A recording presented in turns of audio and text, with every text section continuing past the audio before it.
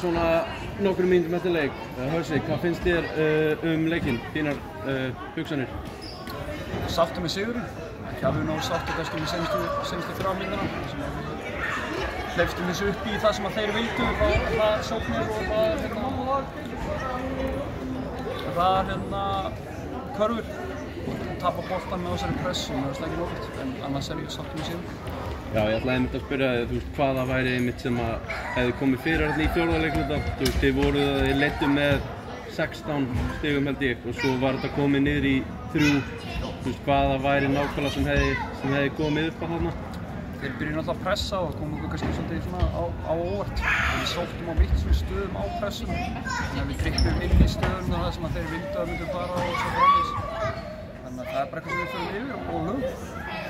Hvernig finnst þér hópurinn núna eftir 4 leiki vera búinn að þjappa þessu saman? Hvernig finnst þér þetta að vera að koma út með 3 nýja erlenda leikmenn? Og hvernig finnst þér hópurinn vera að smella saman?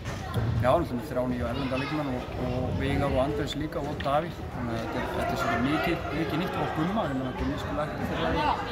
Þannig að, jú, ég sáttur so far, en það er ennþá bara október. Þannig að þetta snýst núna að safna stigum og verða betri. Við erum að gera það, þannig að já, sáttur. Hvað vil þið leggja áherslu á fyrir leikinn í næstu viku gegn Val? Ég var bara að klára hennan, sko.